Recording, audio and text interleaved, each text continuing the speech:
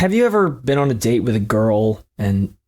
Yeah, me either. Have you ever, like, been to Popeyes or something, and you're like, man, everyone's really talking up the chicken sandwich, the Popeyes chicken sandwich. I'm gonna buy the fuck out of that Popeyes chicken sandwich. And you buy it, and you're like, what do they want? They're like, what do you want on the side? And I'm like, French fries, I guess. And you get it, and like, man, this sandwich is fucking banging. Hell yeah, the main course, what I came here for, shit rules. And then you try the fries, and it's like, you know what? I'm into this. The fries are pretty good. Hell yeah. And then when you come back to Popeyes, it's always like, I want the sandwich and the fries. Because you can't have the sandwich without the fries. You gotta have them both. The main course and also the stuff that goes along to the side. The French fries, that's this season. Did that make sense? This season was stacked with shows that have not finished yet. It's kind of like you showed up to the fall season.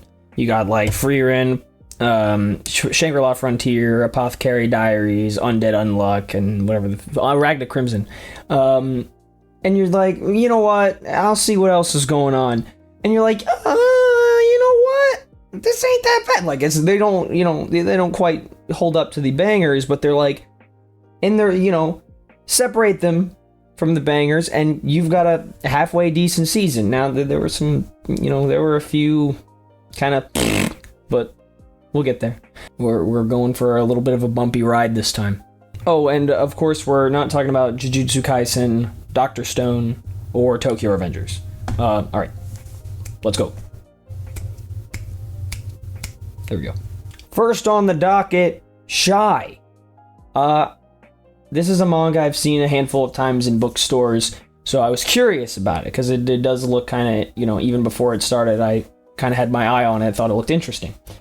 I wasn't disappointed. I wasn't super impressed, but I was mildly impressed. The main character, I'm just going to call her Shy, because God knows I cannot remember her name, it really wasn't that bad. As there's been a huge influx recently of shows centered around these socially struggling characters, and I do think Shy is one of the more endearing of them all.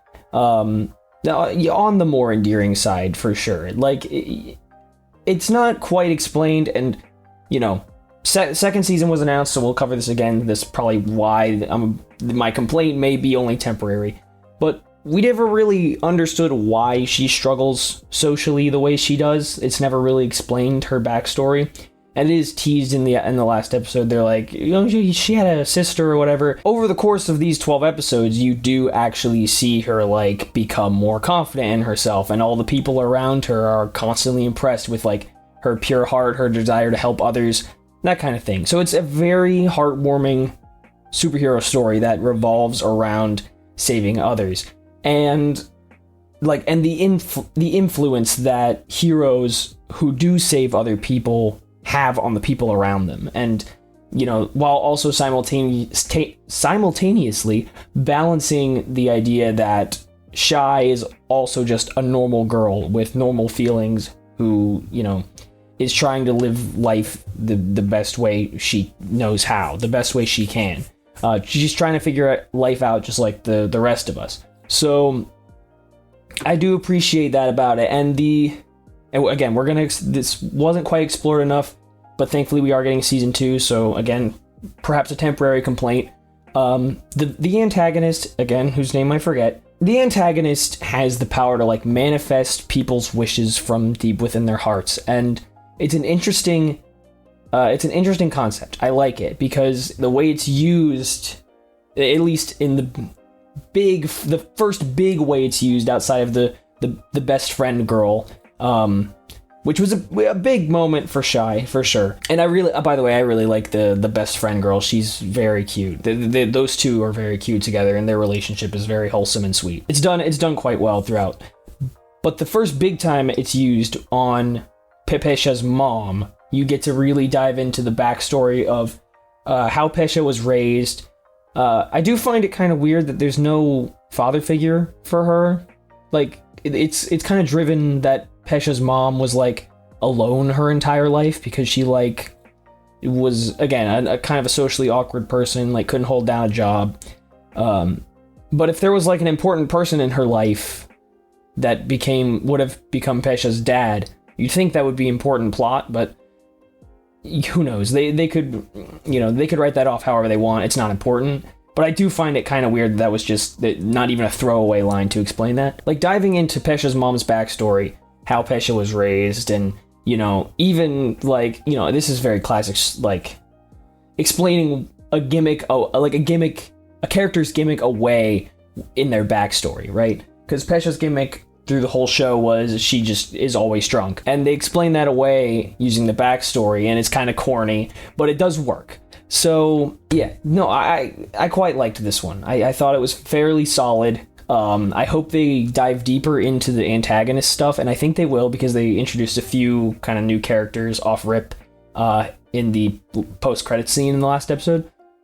So hopefully season 2 is some good stuff. I'm looking forward to it. If you're into, like, there isn't so much action. Like, if you're gonna watch this, don't go in expecting some super action-oriented show. It's really not that. There is action, but it's no Jujutsu Kaisen. It's not even any My Hero Academia, really. But in terms of action, right? It's a very different approach to superheroes than My Hero Academia, and for some people, I think it's a lot less it's a lot more straightforward and shy. And I think that approach, where it's more centered on the actual, like, people as opposed to the plot, I think is going to... It's an approach that'll work, that some people will prefer compared to My Hero Academia. So it's good stuff. If it sounds interesting, I'd recommend it for sure. All right, The Vexations of a Shut-In Vampire Princess. I was surprised that this one was as funny as it was, and endearing, really. Like, especially, like, I was kind of going into this one not sure what to expect, and I think that was probably the right way to go into it, because it's sort of a mess, and there's a lot of different characters kind of all over the place at any given time, but it is funny, and it does work. KamiErabi really holds it all together, because really everything is centered around her in this story. Like, actions people take, even new characters that are introduced, they always want something with KamiErabi, and she doesn't quite understand it, which is interesting. But the biggest plot point of note is her, like, super secret ability, which the name of which I forget. I forget even, like, what the abilities, like, the category of ability is. But it's like the super secret vampire ability where she, like, if she sucks blood from someone, she'll, like, go absolutely ultra nightmare mode and start ripping shit up, which is interesting. And again, this is one that hasn't finished yet, so I'm gonna try to hold off judgment best I can, but it's not explored enough for my liking. It's really only they really only get into it like once around episode 6 with the crazy psychopath girl. The point is, it is funny. Like, the comedy does land, and it is funny. It is very, like, I guess, otaku-esque humor, if you will, where, like, everything's sort of over the top and ridiculous. But it does work, and even there's actually quite a lot about it and about the characters and the way the story progresses around them that is surprisingly endearing. Like, with, oh boy, one of the girls who's also a vampire, who's kind of like insecure and part of the enemy cult or whatever, and then she, like, interacts with, I can't quite remember everything, but that part is endearing, and, like, the way she changes thanks to interacting with KamiErabi is quite sweet. And there is, again, like, I just kind of offhandedly threw out that there's a cult involved, but maybe it's a cult, it's something or other. But it is there, and it kind of only pops up for, like, that little bit with the psychopath girl and with the white-haired girl. And there's, elements of ridiculousness sprinkled around it as well. But I do think it's endearing, and the kind of back and forth that the maid girl and KamiErabi have going on is funny. Yeah, other than that, I don't think it was good, and I did enjoy it. It's not over, but it's kind of like one of those shows that I think you kind of have to, you have to have a certain type of humor, a certain sense of humor to really appreciate it and get into it. But there are decent characters here. I wish, again, I sort of wish whatever Komori has going on with that power is explored a little bit more, because it kind of just, there's just kind of a minimal amount of backstory from like when she was in school or whatever. And I do think that one psychopath girl was involved there. Point is, it's not bad, but I do think you need a certain sense of humor for it. So take that however you want to. All right. The 100 girlfriends who really, really, really, really, really love you. Wowee. I actually read the first 3 volumes of the manga about a year or so, maybe 2 years ago, of this. Wow. It's as ridiculous as I remember. And the first 3 volumes is about where this finishes up. But I do think there's a reason that it got so popular among a very specific crowd of anime fans. Its comedy does work, and the characters are endearing because of how honest they are, and how over the top their honesty is, and how over the top their character traits are. You know, each one of the women in this show are very over the top in their gags and their gimmicks. And it's self-aware about that, obviously. It's very self-aware about how it goes over the top, and it does work to this show's benefit. And in all fairness, our main guy, Rentaro, he really is a model boyfriend, because he tries to communicate clearly and honestly with women, with the women he's involved with. He tries to understand them. He wants what's best for them, etc.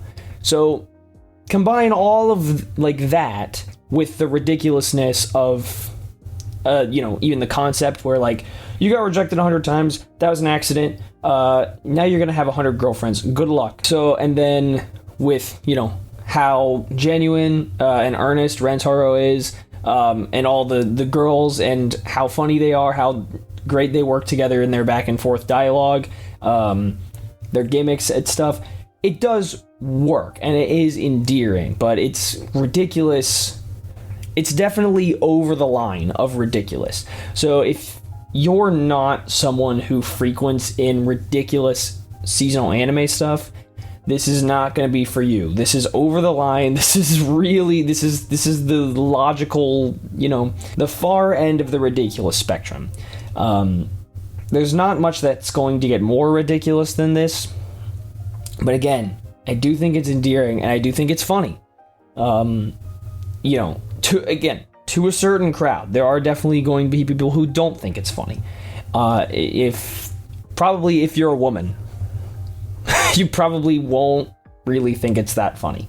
But again, it's about it's not targeting women. I guarantee you its target audience is not women. And I think if you're in the target audience like I am, maybe a little on the older side, but if you're in the target audience and you're someone who appreciates ridiculous shows, you are probably going to like this one at least, or at least appreciate it, because there are a lot of people who are like way into it, and all of the ridiculousness, they're like, it's the funniest shit in the world. So, good for them. That's why we have so much shit, because anyone with any tastes can like what they want to like.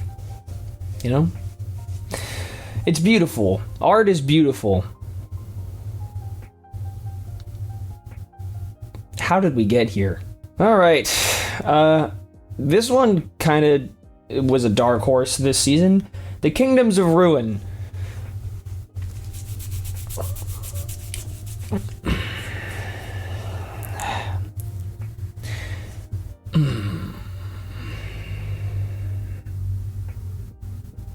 Wow, what do I even say? I'm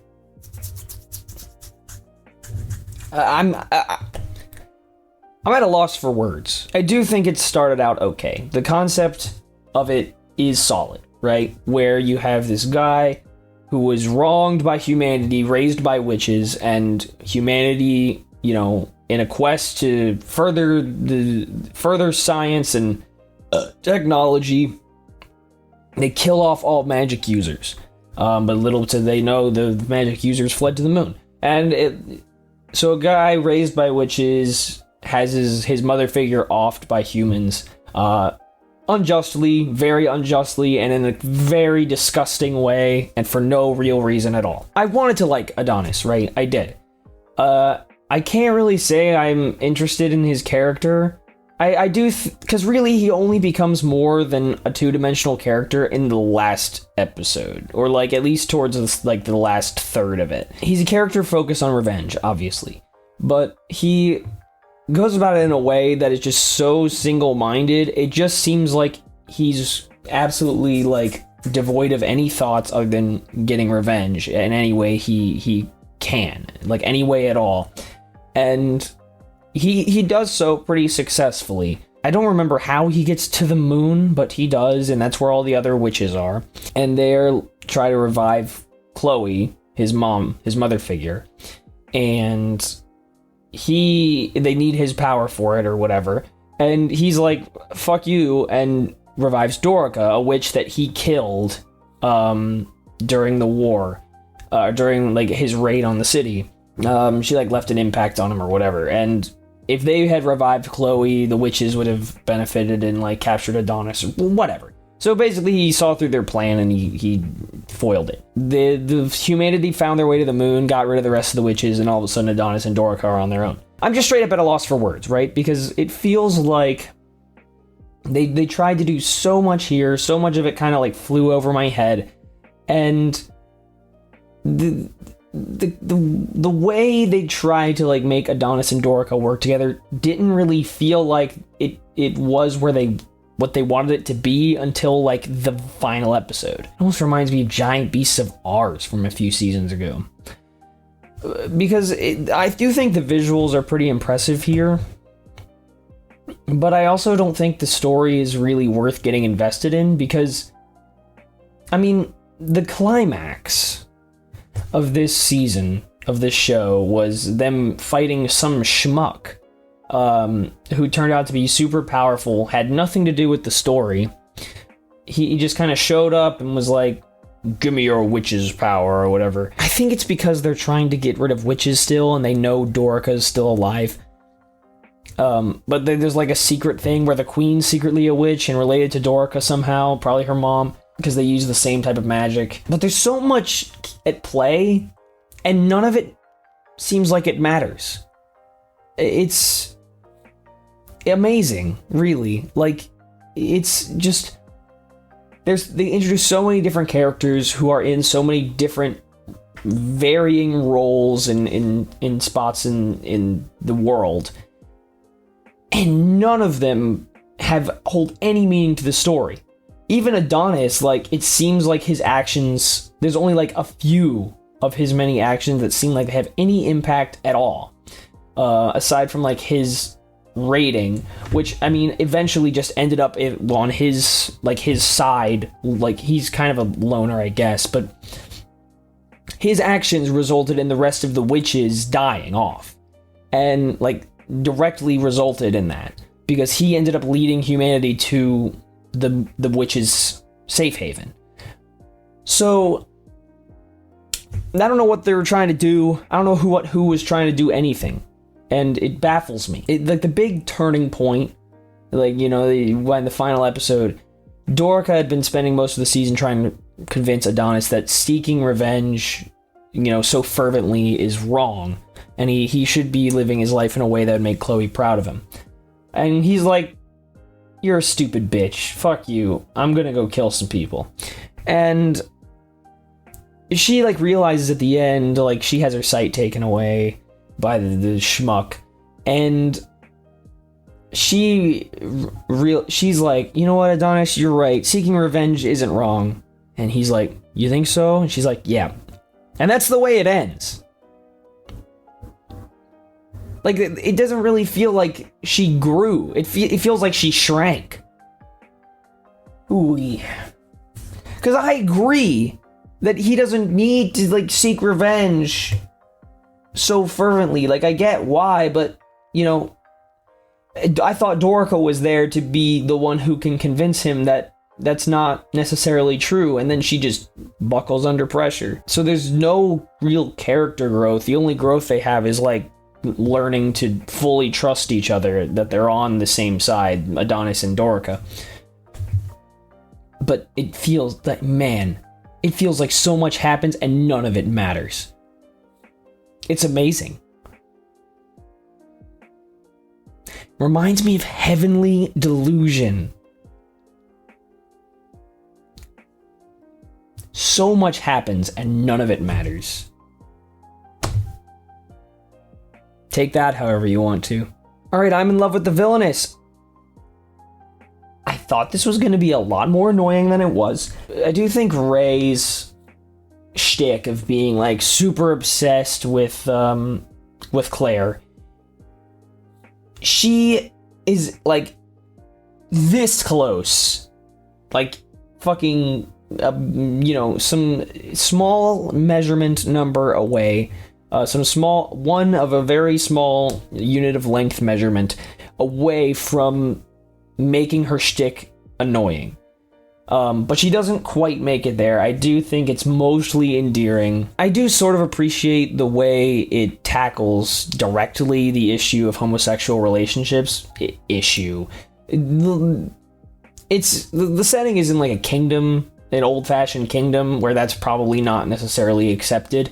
And even in Japan, it's not a super widely accepted thing like it is here in the West. But I do appreciate that it tackles that directly.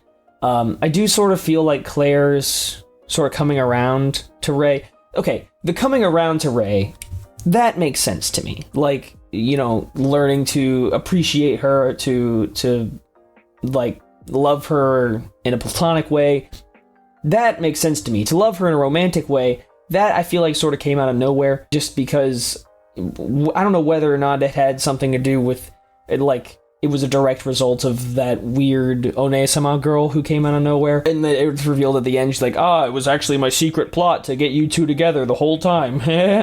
Like, that was, I don't know. I do sort of feel like Claire's, romantic love for Ray kind of came out of nowhere. But there's also some sort of plot going on here.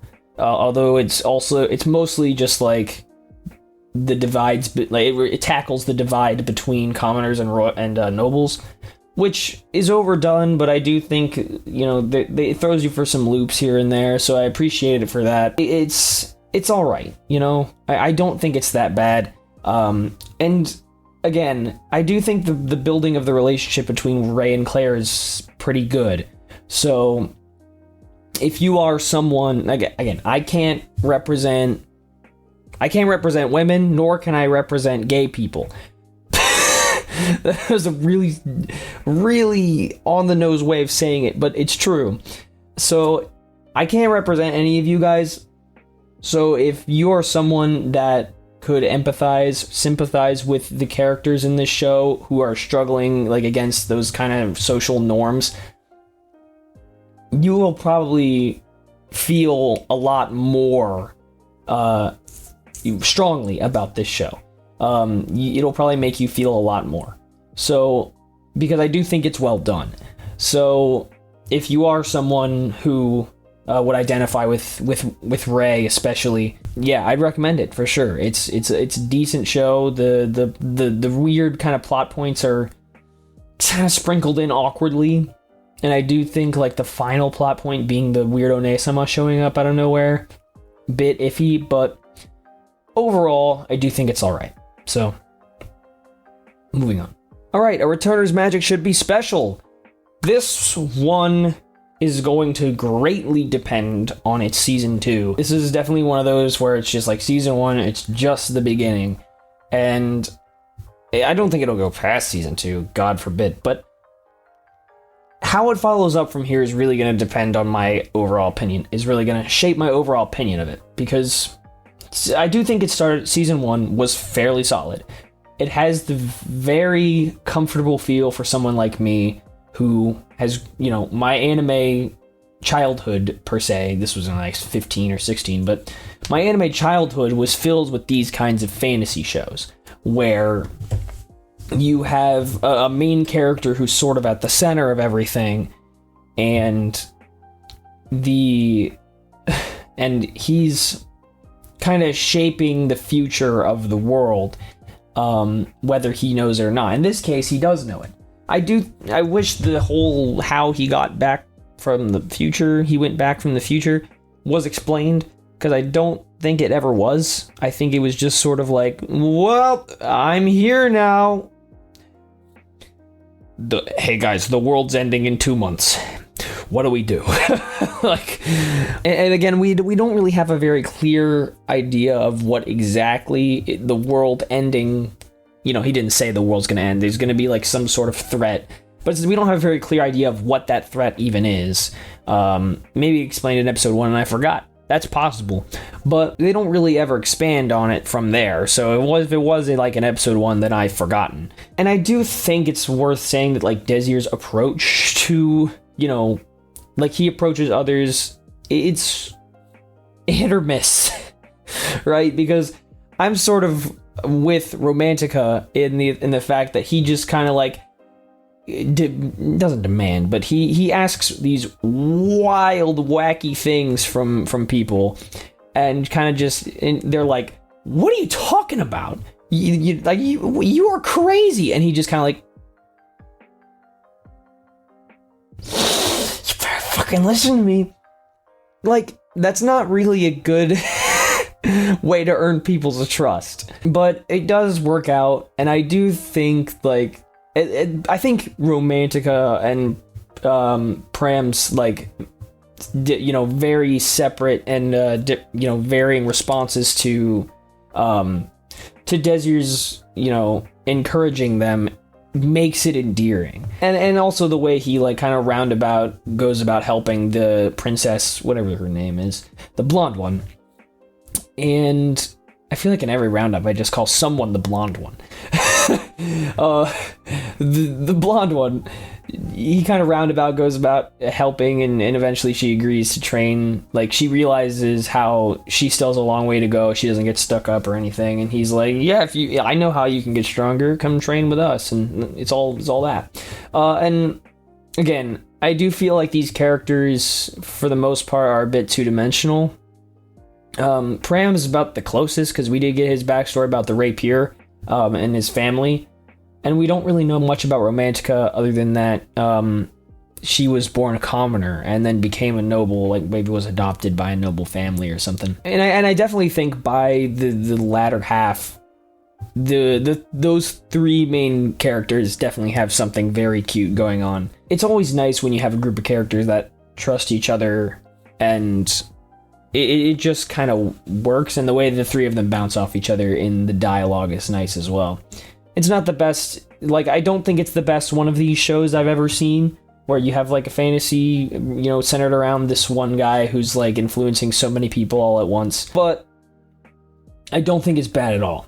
And again, how season 2 follows up with this is going to shape how this turns out overall. So I'm looking forward to it. I do think it's fun. The fighting's not bad. Like this, this plot points here, really not bad at all. I do think the kind of the sort of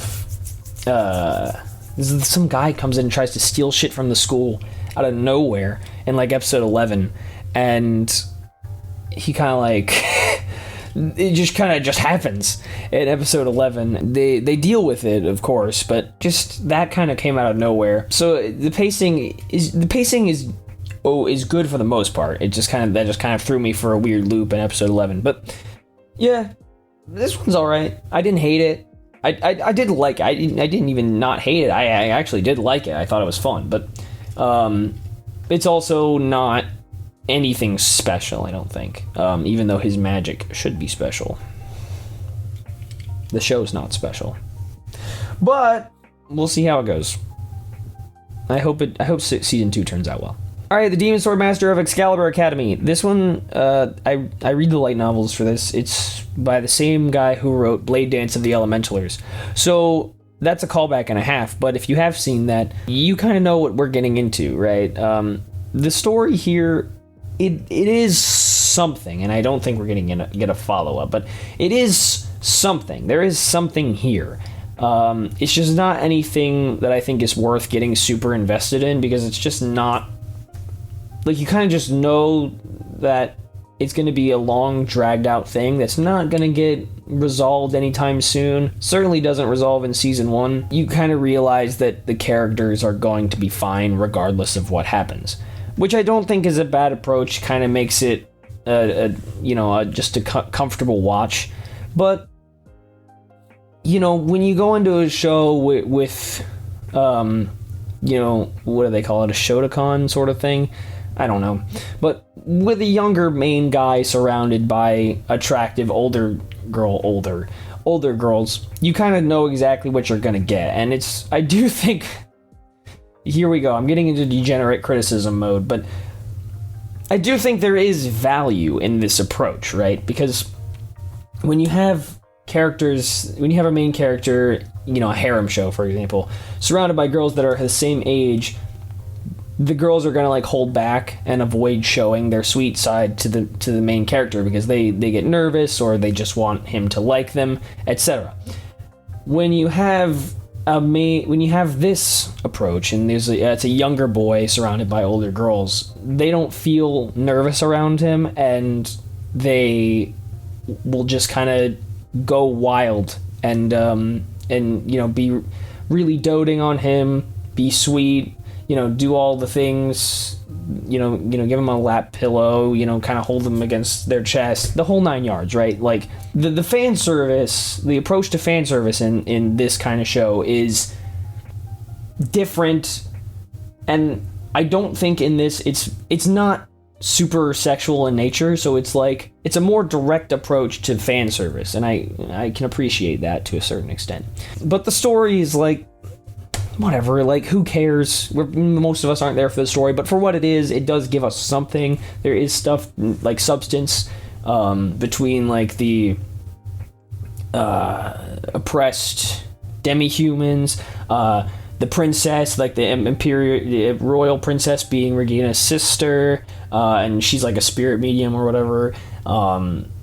Rhyselia's past with her dad and how she grows as a vampire queen, and they haven't explored it, but there is stuff with Sakuya as well and Elfine. They haven't gotten there yet, but I know. So there is substance here. It's not bad at all, and it's just a very safe sort of show. It's not gonna impress you.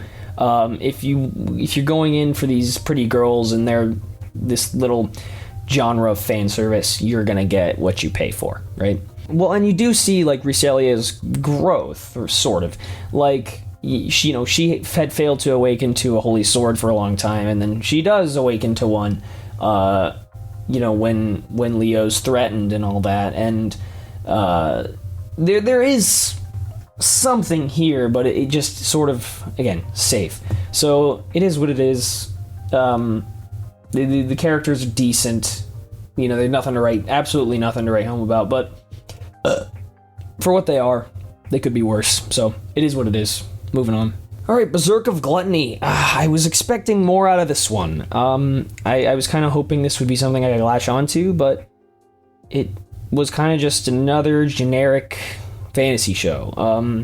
I do think its sort of darker approach to a fantasy show is appreciated to a certain extent, but it kind of falls flat. It's no Berserk, right? It kind of... This kind of seems like a fantasy show for edgy 15-year-olds, because it's a lot of it is face the facts, you're never going to be the same again after this, you're going to be part one with the darkness, you're going to be a murderer, etc. After, face it, you're going to have to live with the burden, guilt, blah blah blah, while at the same time he's got a sword, and the sword's ooh, you got a crush on Roxy T. He's shut the fuck up, sword. And Roxy's what are you talking about? He's nothing, ma'am. Come on, brother. It does try to be funny here and there, and it mostly falls flat, in my opinion. But, like, they try to use that comedy to make Fate endearing, and I just think it doesn't work the way they want it to. But I do think that, like, the plot is alright. Like, you know, I think it's silly, given how, you know, Roxy's treated Fate the entire show, that feels like he has to hide gluttony from her the whole time. And, you know, like, Mind's involvement is sort of interesting as another 7 deadly sin wielder or whatever. They're not called the 7 deadly sins in this, but it is a 7 deadly sin. She has, like, lactose intolerance as her ability, and I don't know. But there is, like, some substance here. Like, you know, the fucking plot, the little mini subplot with, like, the guy who trained Fate for a little bit and his family's ghosts and shit. That was alright, and but a lot of the plot just kind of comes out of nowhere. It's just kind of thrown at them. And again, this is one of those, like, long-running light novels, so it never seems like it really commits to anything. It's kind of just all over the place, point by point, and nothing really feels connected.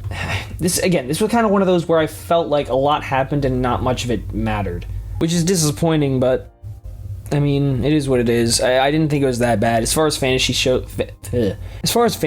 go, I didn't really hate it. I just kind of thought it was alright. It didn't really really didn't give you any story to, like, properly latch onto. Like, really the only driving motivations was Fate's desire to protect Roxy at all costs, and even if he had to do that from the shadows as some, you know, mysterious masked man. But whatever. It was alright, I guess. Okay, our dating story, Kimi Zero. You know what? I started out thinking this was very cute. Like, surprisingly cute. This is kind of like one of those light novels I've seen, like, you know, lingering on Twitter, because it's like one of those that's popular in Japan among nerds. But this was surprisingly charming, and then it tried to introduce conflict.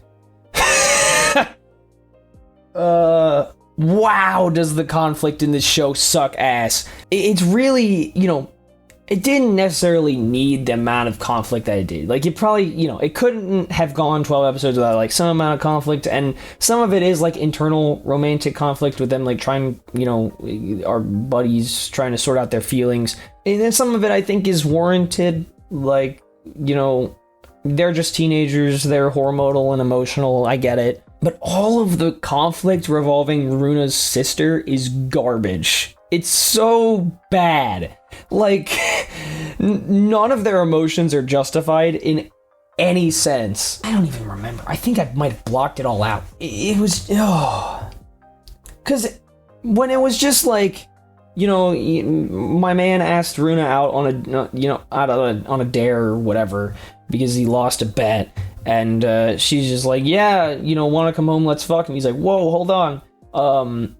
And it, you know, so, like, the concept of, like, him being a dude, like a lame virgin dude, and her being a girl that kind of gets toyed with a lot, them trying to, like, find real love, like, find out what real love is together, that's a very charming concept. I actually really like that.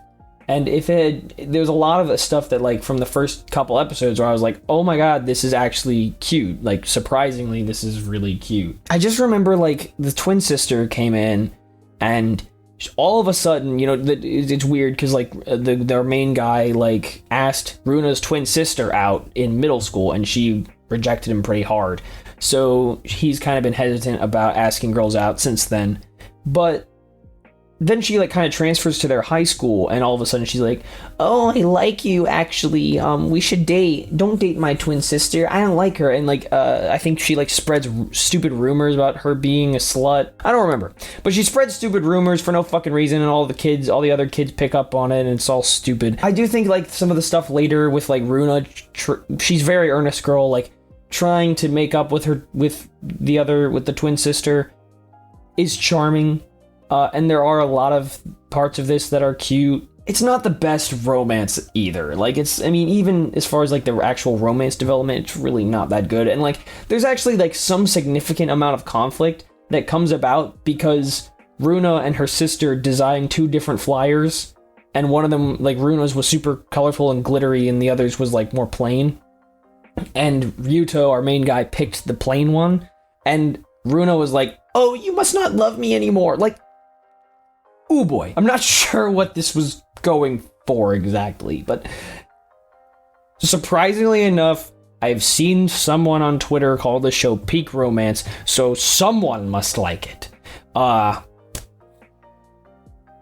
person is not me. Which is unfortunate, because I wanted to like it, but, like, this is one of those shows that, like, make people who say they hate slice of life hate slice of life. Because it's just nothing. Oh boy. Anyway, moving on. Okay, Ron Kamonohashi's Forbidden Deductions. I thought this was okay. There's not a lot to this one, because a lot of the bulk of it is kind of like, it reminds me of Inspector, because most of it is them, like, especially Ron, mostly solving random mysteries. I think there's like 4 or 5 separate mysteries here, using clues that we, the viewer, don't get to see. So there's no sense of satisfaction from it, really, where in a lot of, like, detective shows we'll, like, have the clues sprinkled about, and we may, like, the sharp minds of the audience can put the clues together, but a lot of the clues we don't really see, and Ron kind of pulls out of nowhere, and we're like, when did that happen? But it's mostly about them solving the mystery, the fact that Ron can solve the mystery, and etc. So, and it also it doesn't rely, but it uses the very Japanese style of comedy where you have a guy kind of doing the, XD random sort of thing, and then the second guy's like a very straight man, where he's just like very obviously and pointing out why, like, what he's doing and why it's weird, or just even that it's weird, not even necessarily why, which is a comedy style you see a lot nowadays in anime. The clown and the straight man is something that's been done for fucking ages, but they really kind of like overdo it and make it super, like, obvious, which I don't think is the best approach to that comedic tactic, but if you're Japanese, it might be funny. I don't know. But it does use that a lot. And I do think it works to some extent, because Ron is just kind of this crazy LMAO XD random character. It's just kind of like the guy he is. He's kind of like one of those wacky boys. One of those wacky boys. But I do think there is some substance here, right? Like, at the end, it's revealed he's, like, related. He's, like, half-blooded or whatever. Like, there was some horrible family drama, and, like, Sherlock Holmes got married to this someone descended from this evil house, and, like, Ron is a descendant of them, or whatever. There is substance here, and there's something about Ron's past where he was framed for a crime that he didn't commit, and he, like, has this weird ability to, like, force people to do something. Whenever he knows that someone's committed a crime, he'll, like, jump off a bridge. They'll be like, what are you I'm going to jump off bridge. And apparently Toto is the only one who has ever been able to stop that from happening after Ron gives a command. So there is, like, some amount of substance here, but it's not really anything super worthwhile. Again, this got a sequel announced, so I'm hoping we explore that further. Again, I don't want to, like, dismiss it, because if season 2 follows up nicely, then it could be really cool. But as it is right now, it's not really anything special. But there is intrigue, there's substance, so I can't really fault it for that. But again, the bulk of it is just them solving random-ass mysteries. And not really in a way that's satisfying to the viewer, so it's alright. Could be worse. Okay, Butareba, the time I was reincarnated as a pig. Whatever. Pig isekai.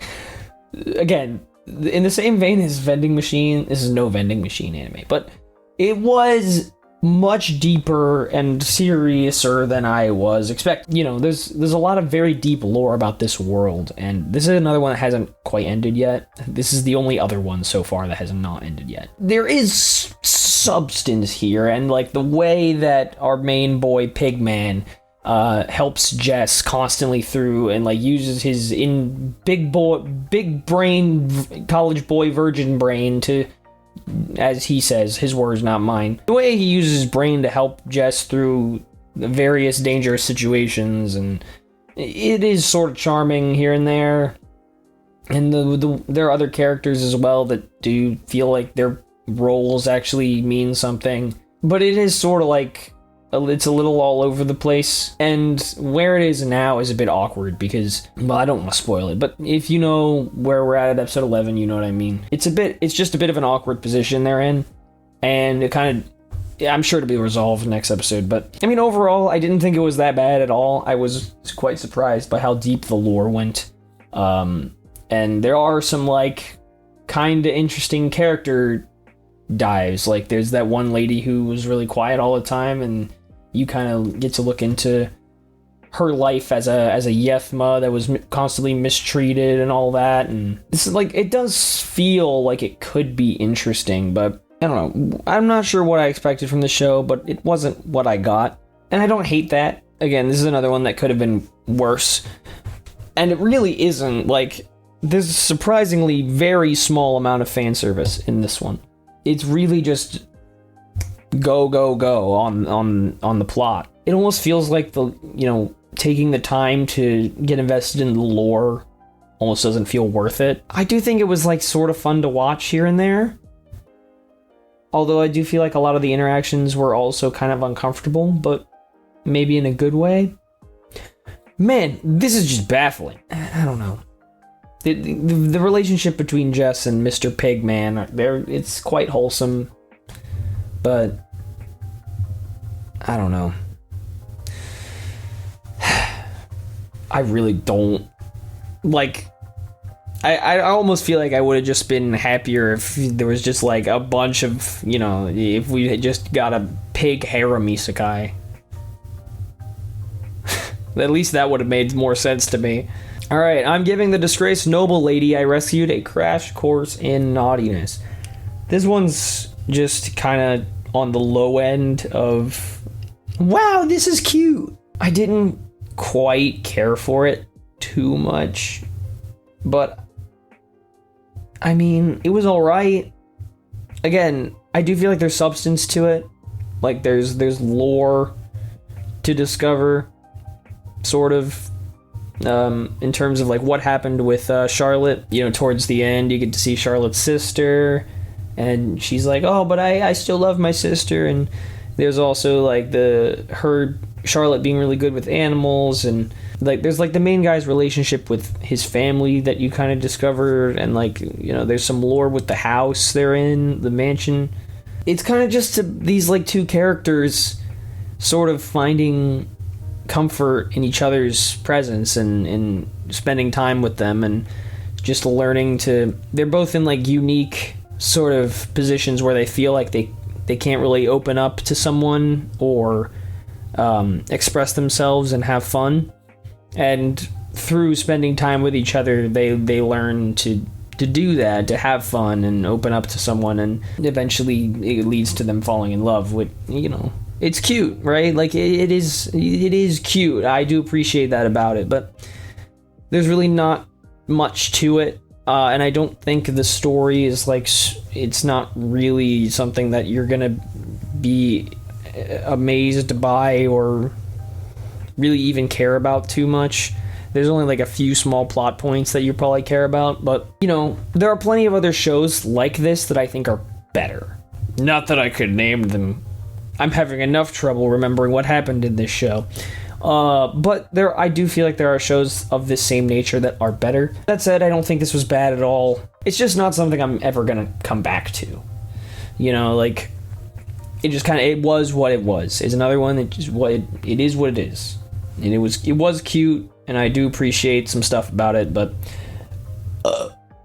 there's not enough substance to it for me to really care much. So, it was alright though. Not bad. Alright, MF Ghost. Whoa, where do I... okay, I did like this one. I did. Probably because it's really dumb. Like, I don't think any of the characters in this are... I'm not even sure I would call them good characters, right? But they're okay. And I kind of just like watching them drive. Does that make sense? I don't know. Like, the lore behind Kanata, thank you, brain for remembering his name. The lore behind Kanata and how he studied behind this like prodigal driver or whatever and came to Japan in search of his parents and has this really unique style of driving that no one can quite match or predict. It's cool, and I like that about it. But that's really about the only part I'm really invested in. I do think the romance between Kanata and Ren is like okay, but Ren's not the most endearing lead character ever. Because it almost, like the way they approach her character, it almost makes her seem like she's the lead in a shoujo, but it's absolutely not a shoujo. It's about fucking race cars. Like, it's so weird because you hear a lot of her like thought processes, like how she's so like fawning over Kanata so much. But like, I just want to see them drive the cars, you know. But not that I think Ren's a bad character. Like, I think a lot of like her concerns are very apt for a girl her age. Yeah, I just kind of like watching them drive cars. But I mean, like, you know, there's some weird things about it. I'm really uncomfortable with the man who like really wants Ren to give her a kiss. They spend a lot of time like talking about the cars like upgrades and engines and shit. I don't really get it, but I have a lot of friends who really like cars. They'd probably get it. They'd have to explain it to me. I don't get it, but they drive cars really fast. It's cool. What else can I say? Honestly, that's really it. All right, KamiErabi god.app. I really don't know what they're going for with this one. This one baffles me. Like, this is almost to an extent that I've never been baffled before. Because it almost kind of... So it starts off, it's like the Platinum End approach. Like, oh, you've been chosen. You get a, like, weird notification on your phone. It's, like, from the goddamn... It's from the goddamn Metaverse app. And they're like, you've been chosen to become... As a candidate to become God. And they have to, like, fight to the death and shit. And everyone's got weird powers. And Goro's is really confusing because... Like, what its abilities are... and what the actual like prices he pays for those abilities are super unclear. I guess it doesn't really matter. Maybe there's no limits to it. The weird fairy girl's role is sort of like unclear in it. Maybe I forgot what she said in the last episode, but it probably didn't matter that much. Maybe she's like his power manifested or something, or like his wish manifested, or I don't know. But there's so many characters who like do things and it's always weird because again, this is another one that it has like a plot that hops between a lot of different points and none of them really seem connected at all. And in the last episode they tried to draw this weird, you know, through line between it all of saying like Goro's the only one who's really qualified to become God because he's the only one who would sacrifice his own happiness to make someone else's wish come true, which I guess I can sort of see, but the ending conflict with like that one guy and the girl in the wheelchair, it's just baffling. Like, I just don't care. I don't feel like I'm not invested enough in the story to really care enough to understand it. And even if I tried, I don't think I would really get that much out of it. Immediately, you can kind of tell this one's kind of fucked because there's this crazy chick who tries to kill Goro in like episode 1 or 2 or whatever, and the first thing I think it might have been episode 1, the first thing he does is use his power to bring her back to life. Like he kills her, and like the first thing he does is bring her back to life. And he's like, you know, and she literally goes, dude, I still hate you and I'm still gonna kill you someday, but I guess I'll not do that for now. Which is weird in and of itself. It's just so baffling. I'm not sure what they were going for with, because, and it also seems like they never address what it actually means to become God, you know, like they never address what that actually means, what that entails. It just sort of is there as like a goal for some people to strive towards. It's like some sort of motivation to, you know, lay underneath everything, which is stupid because we don't even know why they would try it because we don't know what it means. Anyway, can you tell I didn't like this one? Did I want it to be better? Not really. It's 3D. Oh, a girl and her guard dog. Wow, I'm uncomfortable. The romance. I mean, this is. I don't. Who wanted this? This was so fucking weird. just the idea of like a teenage girl, like, okay, the idea of a teenage girl crushing on like a 26-year-old man, whatever. Like, that it has happened before and it will happen again. But just the direction they went with it is so weird, because he's kind of awkwardly sexual with, you know, what's his name? He's kind of awkwardly sexual with the main character, you know, as like a Yakuza guy, and he like gets laid on missions and shit, or like maybe he's been to like brothels or whatever. He fucks, essentially, and you know, she hasn't, and it's like he tries to like be awkwardly sexual with her sometimes, and it's really uncomfortable. She's kind of like, well, if he wants to, I guess maybe it'd be fine, but no, you can't do that yet. My heart's not ready. Man, I didn't like this one. And like she flip-flops so much between like trying to force herself to get over him and then going back to liking him. And I sort of get why, because he sometimes reminds her why she likes him, like of like the character traits that she appreciates in him, and I don't know, but because they almost try to pass it off as wholesome with like the whole Romeo and Juliet thing towards the end. And then there's like that weird guy who like tried to play foil, but it was like his plan all along to like try to help them get closer. And you know, Isaku, I remember her name, randomly gets kidnapped like twice. Maybe it only happened once, but she gets randomly kidnapped and is like, "Oh my God, Kea, you saved me." I remember his name too. "Oh my God, Kea, you saved me." I mean, I can't say it, but I'm just falling more and more in love with you. I know I shouldn't, but it's so uncomfortable. Like the way they just approach the romance is just not. I'm not having it. It could have been worse. Again, it could have been worse, but I'm not sure how it could have been better. You know how it could have been better? If they hadn't made this. Next. My daughter left the nest and returned a nest rank adventurer. Oh, I mean, there is like a very minimal amount of substance to the story here. And I do think like Angie and her little posse are cute and sweet together. And, you know, Belgreave's role and everything is okay. I'm not sure why he goes with the shtick of like, "You are all being too kind to me. I'm no man who can keep up with... I'm no legendary hero who's good at using a sword." And then like, whenever he gets a compliment, he's like, "Oh, you're wrong, but okay." Like, I'm not sure why he goes for that approach, but I mean, it wasn't bad. Again, is some like substance here. There's like those little younger kids that Angie sort of takes in and acts as their big sister.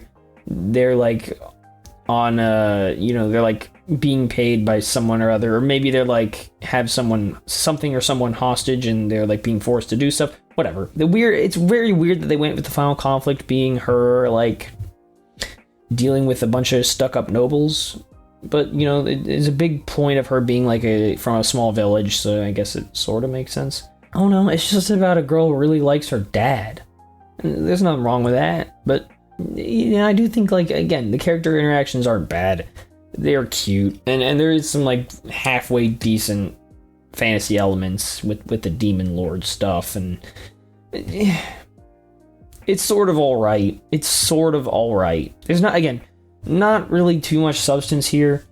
It's not really a story you're gonna get super invested in, but if you want like a casual watch with some cute characters and like some very wholesome interactions, like, you know, there's that little arc with like, arc is generous, but you know, there's a bit with like the grandpa elf and his niece. Is her his niece? I don't know. Someone related, a younger girl related to him, who like kind of forsakes her dad or her grandpa or whatever, and like, "Fuck you guys, I'm going hunting. I'm going bear hunting." And she's like, the grandpa elf has to have Belgreave help him and get the girl back, and he's like, "Don't do that. You're being reckless. Your family loves you." And she's like, "Oh, really? Okay." It's sort of like just wholesome and sweet, but there's really not a lot to it. There's like that weird royal family that comes in, and then like the oldest sister is trying to marry Belgreave or whatever. Again, I don't think they're bad characters. It's just not really something worth getting excited over. Whatever. It's alright. Moving on. Tearmoon Empire. this one's alright too. Like, again, I almost think this one's one of the more charming of the alright ones. I do also think it's sort of for an audience with less wisdom than I have, that is to say, younger than me. I really didn't hate it. I think Mia is actually a very endearing lead, surprisingly endearing. Again, it really does help when the characters are like expressing themselves and honest, and I think the series, like the kind of running gag of like Mia seeming like she's an upstanding princess, but really she's just kind of looking out for herself. I actually do think that's kind of funny and cute, and it does, even if it's a bit of a stretch sometimes, they do make it work. I do think it was alright, and even the supporting cast really isn't that bad. And the way Mia is like constantly winning over new people that she couldn't in the previous timeline, like trying to make up for her mistakes, it's good. Very cute, charming. I liked it. Again, nothing I'll be going back to, but again, very casual sort of thing. Like, the story's not really worth getting super worked up over, but I do think the characters are cute, and I thought Mia's really helps bring everything together. So, good stuff. Next up is Bocchi the Astrophysicist. Stardust Telepath. Yeah, this one was a bit of a surprise. Again, like I said before, we've had a very big influx of shows focusing on characters who are socially inept. This is another pretty solid one, I thought. To get properly invested, you're probably someone who needs to be a little younger and someone who likes more character-focused stories and less slice-of-life stuff than I do.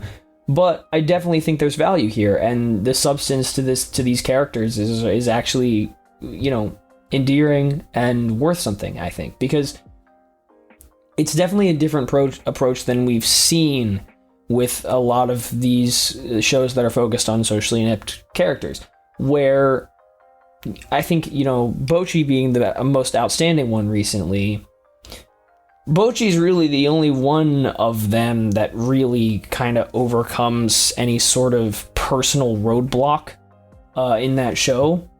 Maybe Kita as well, but Bocchi, she learns to express herself through music. And through that becomes like a medium for her to sort of learn to be able to communicate better. Whereas here, all four of the main girls actually have their own sort of roadblocks that they overcome throughout the course of this show. And they're all different. And they're very distinct and very fitting to their characters. So I really appreciate that about this one, where it tackles these very different sort of shortcomings that these girls have in their characters, and they wish that they could improve on. Umika wants to learn to communicate better. She's someone who grew up without being shunned by her peers, and it's actually kind of sad. Like, it's very sad. Like, it got to the point where she convinced herself that the only people she could make friends with were aliens because no human would ever want to be friends with her, which is goddamn depressing, but it also sort of becomes the foundation of this show's premise and like sort of goal that the characters strive for, which they'll never do unless they're like part of NASA or something. But it's not bad to have a dream, and it's more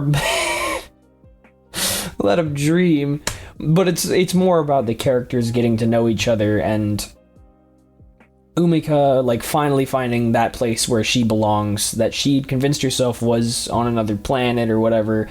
She finally finds people who care enough to understand her, and she is able to, like, by following her dream and becoming friends with people, she's slowly but surely able to take small steps to learn to express herself and communicate better. You have like Bob Cut Girl, who like had she was always made fun of for being interested in things when she was younger and taking things seriously. And the other, sort of the plain one, was she blonde? I think so. But she she was just always sort of like idling, and she didn't really have anything she could put her all into and strive towards, and they're sort of like opposites in that way, her and Ryman, or whatever her name is, Bobcut. Her, like, through this like club where they're building rockets or whatever, she finally finds something that she can like put her all into and have a goal and that kind of thing, and I don't know what's going on with the alien chick, pink-haired girl, but I think she's sort of like the opposite of Umika, where she was so outgoing that she never really found someone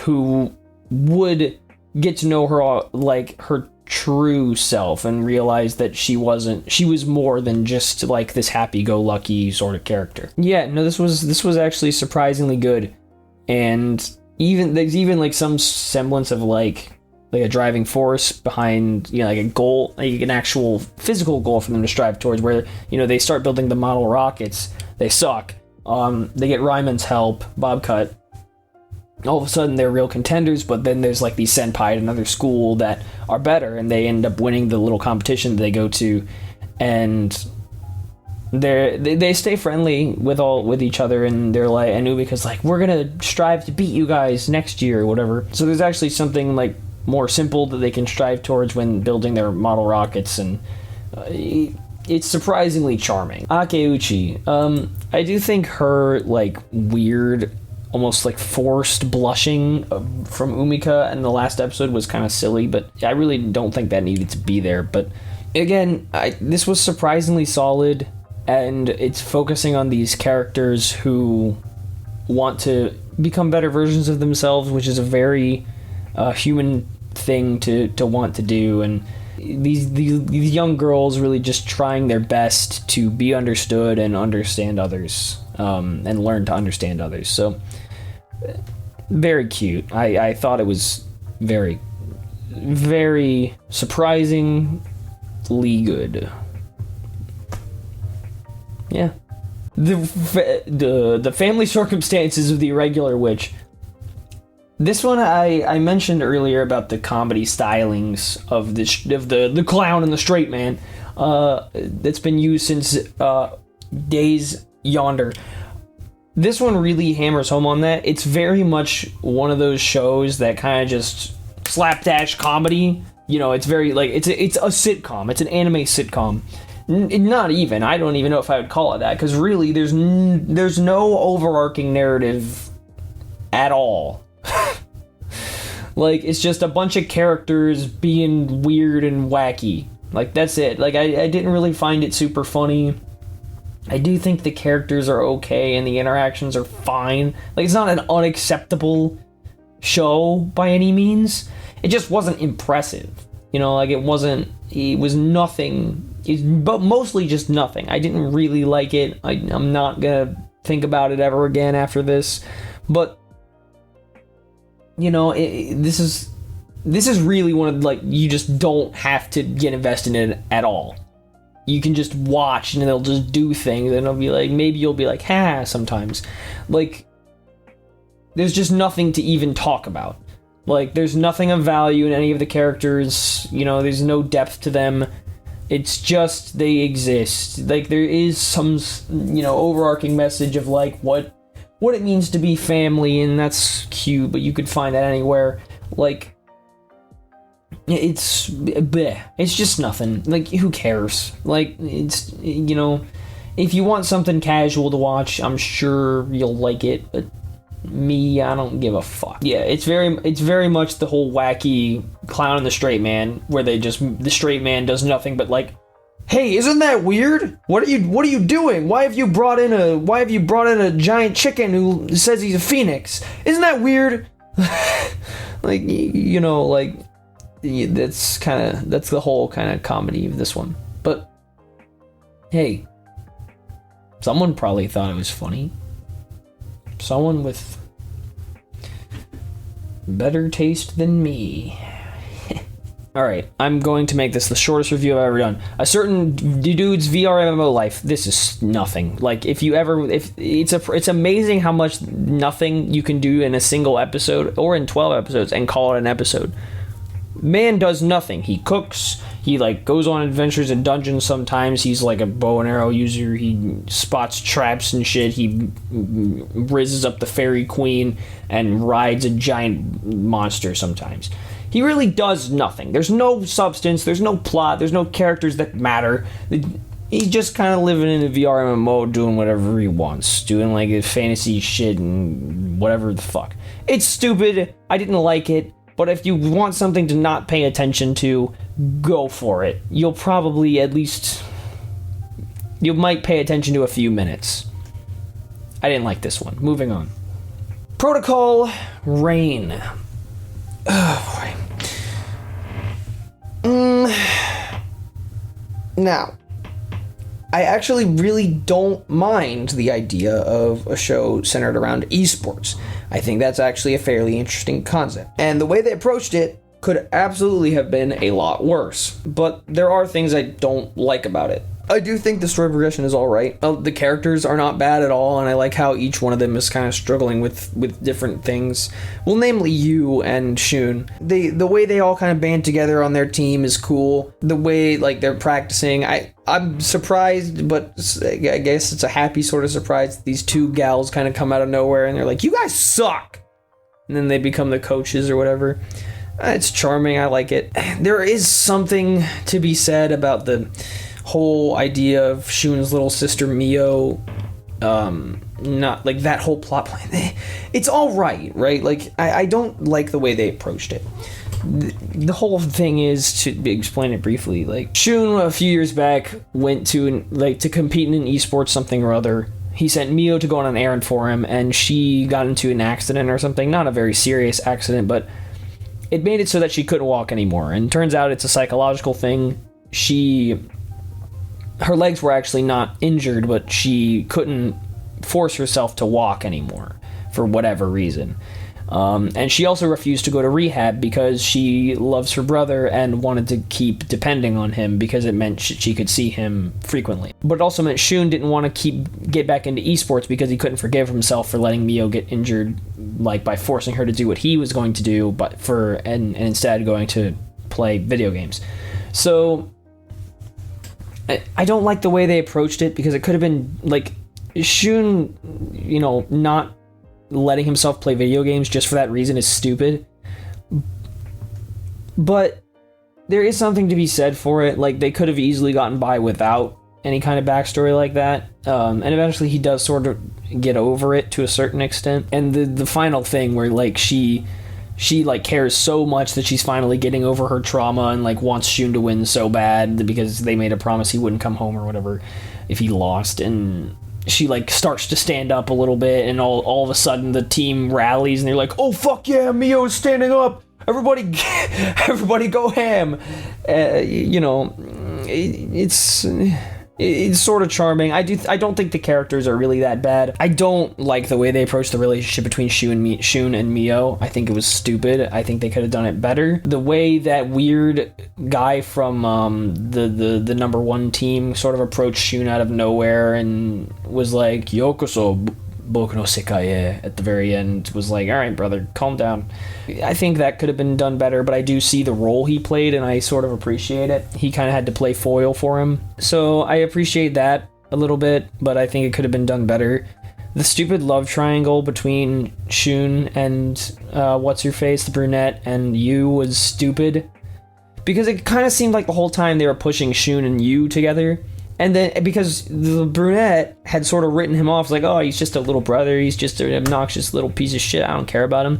And then all of a sudden, like, wait, do I actually like him? And then they didn't resolve it, right? At the very end, they're just kind of they're still on a team, and it's super cool. So why even push it to begin with? They could have just left it implied that Shun and Yu are kind of into each other, and just left it at that, and left the brunette to be the Onesan, and just been done with it. Because they didn't get resolved. It didn't do anything. There was nothing that came from it at the end. So what the fuck was the point? But anyway, I really didn't think it was that bad. It was enjoyable, and like even the subplot of like Yu's manager getting pissed because she was, on the verge of getting found out, like she was on Fox 1, and she's like, if you get found out, people aren't gonna like you anymore. And then I was like, are you fucking serious? Like, there's a ton of guys that would love a girl who shouts at video games. That was another thing where they like didn't need to include it, but they did, and it sort of added depth to the character that wasn't there before. So like, because she was really struggling with,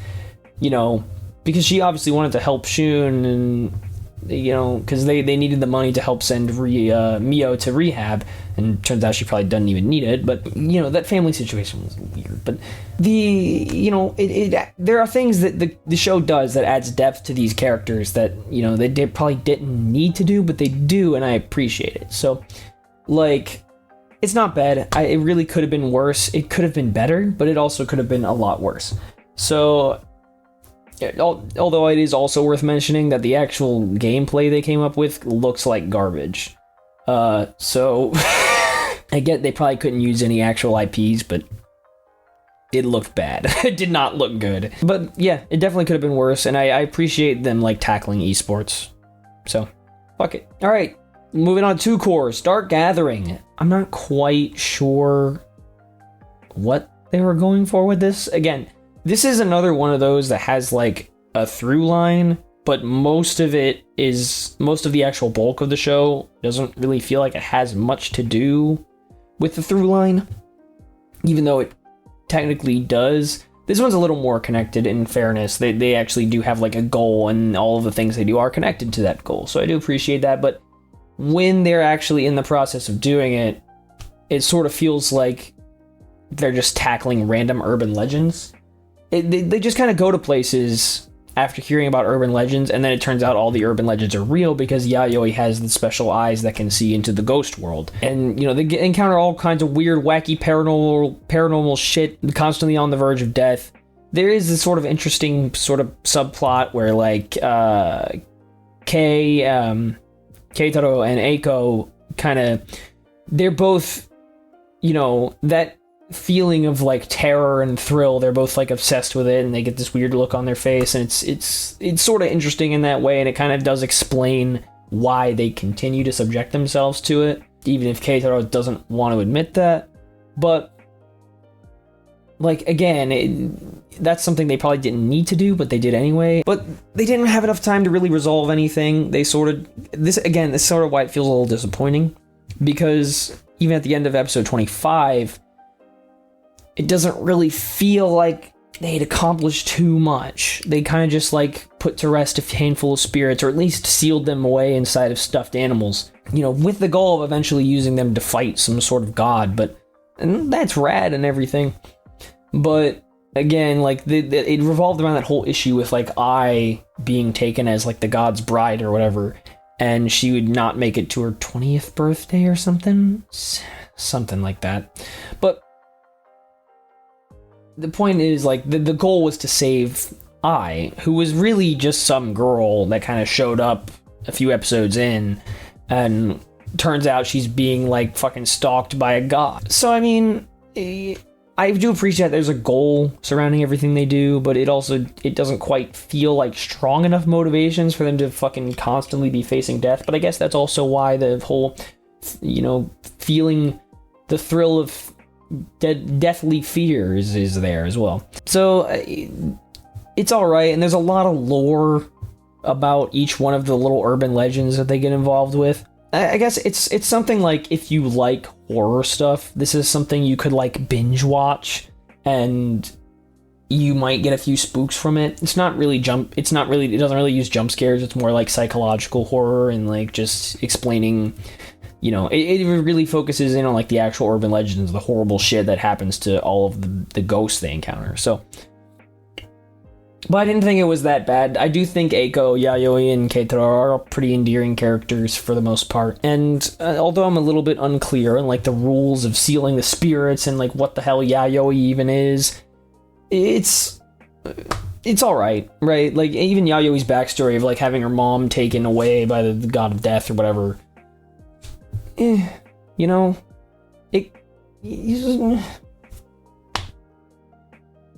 Alright, next up, Rurouni Kenshin, reboot. Rurouni Kenshin reboot, 2023, baby. I actually enjoyed this a lot for the most part. I don't want to get too into it because I think Rurouni Kenshin, I think it used to be called Samurai X back in the day. It's a pretty well-known series. I don't really feel like I need to get too into it. Kenshin is a very interesting character, and I really like the way, everything he goes through from start to finish, pretty much. It's very cool to watch, see how he's been affected by, you know, like I'm pretty sure it's like a war in Japan. I don't know what it is, but something about the Empire and the fucking revolutionaries and stuff. I think he was an Empire swordsman for the Empire, which means he was like anti-Japan, I guess. But so like a lot of people in Japan like would hold resentment for him if they known he was an imperial swordsman. Yeah, it was very solid all the way through. Like a lot of the characters and their backstories were very cool. I like the way that all the characters work together. Like once we get towards the end and you have Kenshin, Kaoru, Sanosuke, Yahiko, and the doctor girl who I forget her name, but she's also there. It's cool. Like there's a lot of very interesting arcs, and it kind of pushes the characters in different directions. It's cool. Each one kind of sometimes focuses on different characters. The only one I feel like could have been better was Kaoru, but she's kind of just this friendly neighborhood judo. Is she judo? I don't fucking know. She's just has a dojo that was passed down on her family, and she's just this nice lady. Sometimes grumpy. I think a lot of the action in the show and the reboot was very good. Just overall strong. Like this is one of those that kind of jumps between different plot points that aren't really connected to each other, but the way that it pushes the characters in different directions and forces them to make important decisions, and it explores every aspect of, at least the important aspects of each one of the characters. I don't quite like the way it ended, but it is going to get a season 2, so... Because I was really, like, on the train, I really liked Kenshin and Kaoru together, and I understand why he had to, like, you know what, I gotta deal with this at the very end. I don't know if I'd call it, like, bad. But it just ended on such a sad note. But yeah, no, just overall, I thought it was really good. Just very strong all the way through. Very cool characters, very cool story, very cool fighting. It is mostly like historical fiction.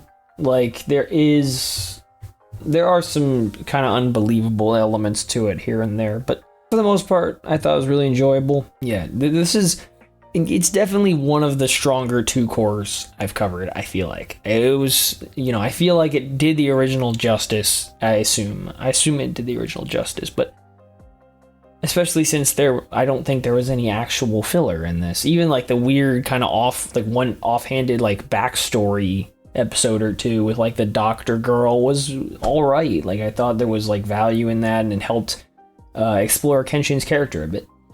So, yeah. Good stuff. Alright, next up, Dead Mount Death Play, Part 2.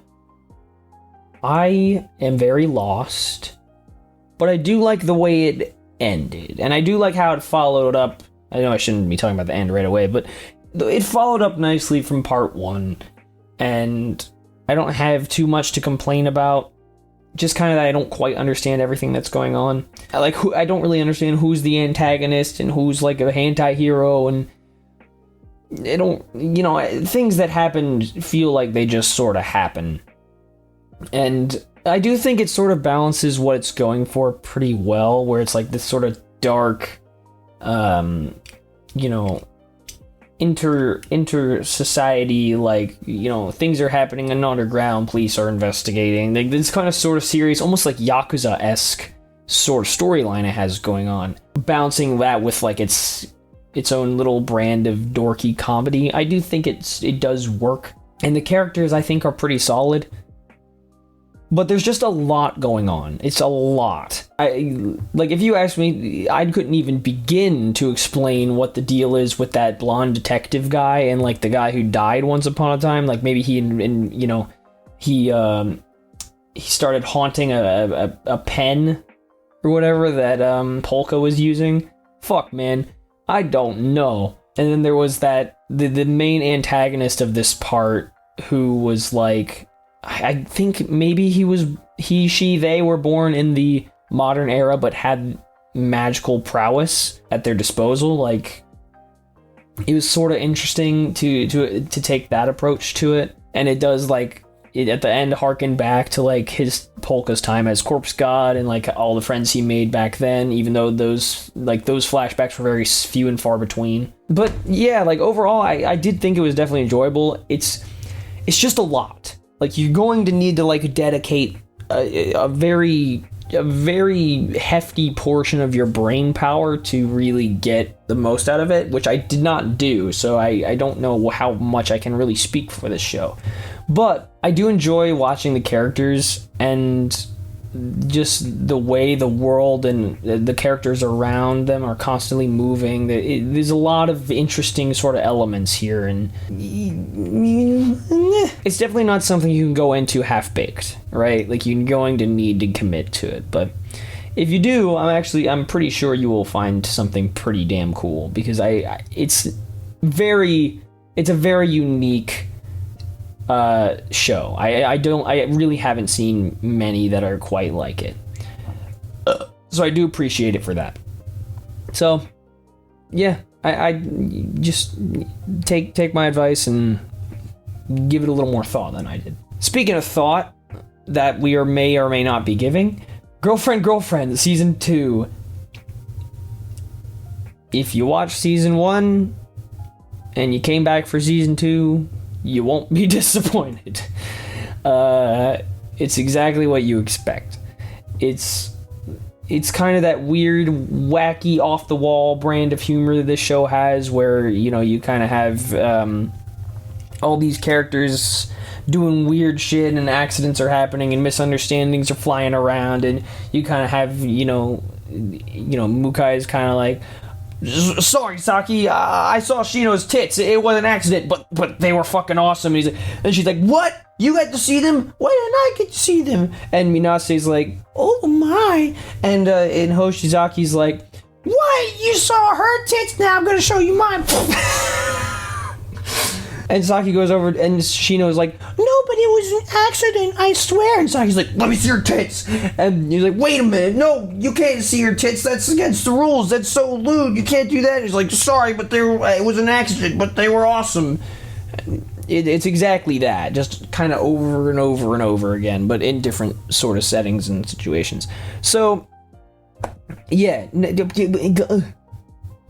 If you came back for this, you're gonna be like, yeah, this is what I expected. It doesn't really progress much, like the characters don't really change. There is that sort of like mildly interesting thing where, like, because I mean, who could have predicted Shino has feelings for Mukai? Who would have guessed it? She has feelings for Naoya too, just like all the others. And she like kind of makes a deal with Rika when Rika figures out she has feelings for Naoya, and he's like, well, I'll keep it a secret if you agree to help me, and that's something or other. And then they get trapped on the island, and but yeah, it's got all the same wackiness from the first season, and it's exactly what you expect. So, yeah. Alright, another short one. Spy Family, Season 2. Again, this is exactly what you expect. I do think the cruise part of this is probably one of the strongest parts of Spy Family so far, in its entirety. Spy Family has such a strong foundation that is really hard to mess it up going forward, right? Because really, as long as what you come up with, like, has the same kind of sense of goofiness that the whole show has had, it's gonna work. And sure enough, there were plenty of times that Spy Family Season 2 actually did make me laugh. Like, by actually out loud, LOL. So, good stuff. Like, again, yeah, I don't really feel... I've covered Spy... This is my third time covering Spy Family. I don't feel like I need to explain the appeal of Spy Family to you. If you watch it, you get it. It's exactly what you expect. You're getting what you pay for. It's good stuff. It's funny. It's goofy. It's, you know, misunderstandings out the wazoo. Anya being this absolutely wacky little girl.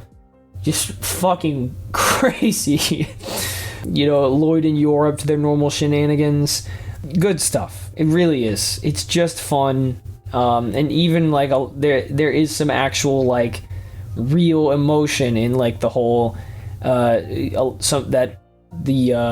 motivation behind the cruise thing, where you had the woman who got plastic surgery to escape from her homeland because she was like a wanted woman and just wanted a good life for the child. There is some very good stuff here. It's funny. Again, it's Spy Family. It's fucking good. Big surprise. Alright, The Eminence in Shadow, Season 2. Yeah. can I just replay what I said before for this one? Because again, this is very much in the same vein as season 1. If you came back for season 2, it's exactly what you expect. This one actually, I think, almost because it was more condensed, the pacing felt a little faster, which I think was better for me in my opinion. But again, the first season was nicely paced. It was fine. But this one was actually more tightly packed, and I appreciate it for that. Because there's plenty of, again, following up from season 1, like you kind of just jump right into it, right? So it doesn't waste a moment. Its unique brand of comedy is always spot on.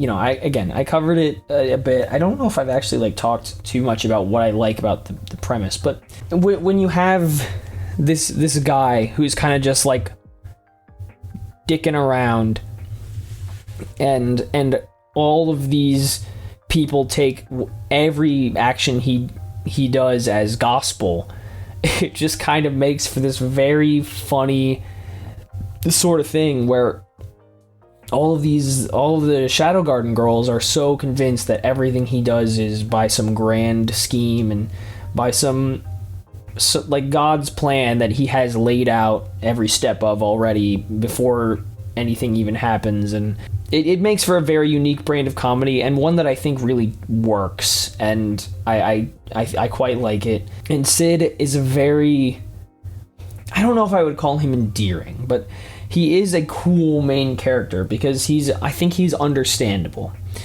because he commits to the bit. Quite literally, his most sympathetic trait is that he really commits to what he's doing.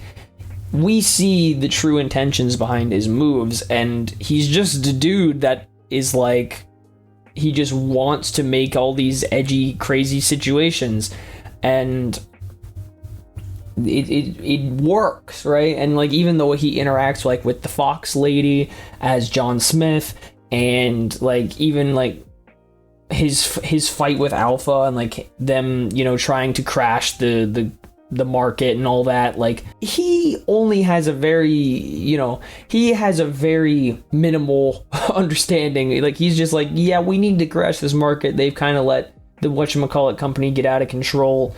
And there's that funny bit where he stole a bunch of gold and buried it in the people Mitsugoshi, where the girls of Mitsugoshi actually found his supply of it and took it when he didn't realize. And it is good stuff. Even I think the random beach episode, was it more like a pool episode? The random pool episode was all right. I didn't really think it was that bad. It's just solid, right? It's got a very unique brand of comedy. The action when it happens is very cool. It really does sort of feel like Sid is almost unfairly overpowered, but I think that's just part of it. And that's intrinsically part of the premise of this show. We don't really know. I think they might have explained it in the light novels, but they don't really explain in this how he became so powerful.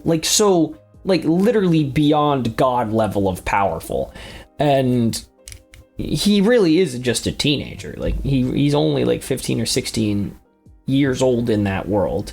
Maybe even if he had the same amount of intelligence, it doesn't really make sense. But that being said, it's a very fun show if you're interested. If you like that brand of comedy and where he has all these women to fawn over him and such. It's definitely reliant on fan service for sure. But I also don't think it needs that to be funny and to carry itself, right? The fan service is just a hefty bonus on top. It could very easily get by with its premise alone. It's a very cool isekai premise that really hasn't been done before or since. There's even some amount of substance to it where there's the Fox lady has a past with one of the some other guy, and they had their village caught on fire or whatever. Even the part especially the last part with Rose and her conflict in the Oriana Kingdom, that was very good. I really liked that last part, especially. But yeah, it's very, very solid stuff. Because I think those last 4 episodes, maybe 5 of this season, really condense into 4 episodes what's good about the Eminence and Shadow, right? Like, all of the Eminence Shadow's really strong points are, like, condensed into those 4 episodes, and they're, like, shown off in a really cool way, like, all back to back to back. Eminence and Shadow is a great show. I definitely think it's not for everyone. I do think it's a great show. Like, it does exactly what it wants to do. Like, it doesn't fall short. It goes for something, and it commits to it, and it works. So, good shit. I really like the Eminence and Shadow. They got a movie. We got a movie confirmed, so we'll see what happens with that. But yeah. And finally, The Rising of the Shield Hero Season 3. This is easily the strongest season of Shield Hero thus far, for sure. It's just all around it's got everything that's good about Shield Hero. I do think it was, again, I'm going to talk about the end here a bit.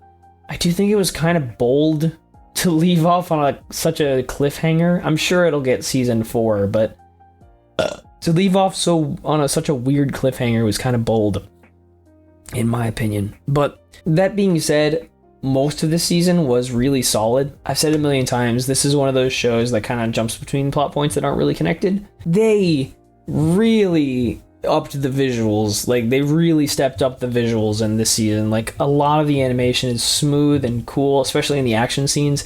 Very cool. They really let some of the animators cook this season, and it paid off. Like, the fight with Sedina is a good point. The fight with the dragon, a lot of good stuff there, visual-wise. And even, like, I forget the girl's name, but, like, you know, exploring the background with, like, the Dragon King and her, and, like, how the Dragon King kind of took her in and acted as her father figure, and, you know, Sedina being, like, these, you know, we'll get to Sedina's real backstory and later. I actually have read the volume of the light novel that is where they go raid the kingdom or whatever. So then that's quite good. So I'm excited if that does get season 4, because that'll be cool. But a lot of it is just very solid. And I'm surprised how much they packed into this season. But this one's very strong, because it doesn't really bide its time too much. It kind of does exactly what it needed to do in a pretty short amount of time and kept it nice and tight. So good stuff. I don't think any one of the characters is sort of like overly obnoxious or anything, really. Like, even Sedina, like, she's probably the closest, but even she, I think, is an endearing sort of character, because she's kind of just acts as like the big sister figure for a lot of the demi-human slaves that Naofumi had been freeing.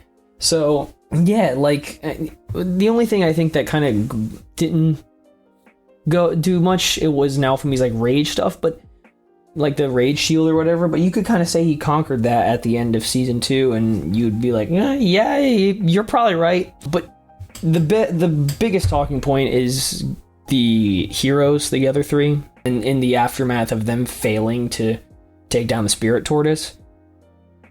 Well, Motoyasu especially kind of went kind of wacko mode, but the other 2, namely Ren, you know, kind of, you know, Naofumi, he's not the most socially apt person, but everyone kind of doing their best to show the heroes that, like, hey, we've still got a duty. You know, you can't listen to bitch or whatever because she's a stupid and a slut. But the way they rescue, like, they kind of snap the others out of their delusion, except for Motoyasu. He's definitely still delusional. But the way they snap Ren out of his delusion, like, especially Claire getting a little time to shine, is nice. Especially because they're both swordsmen.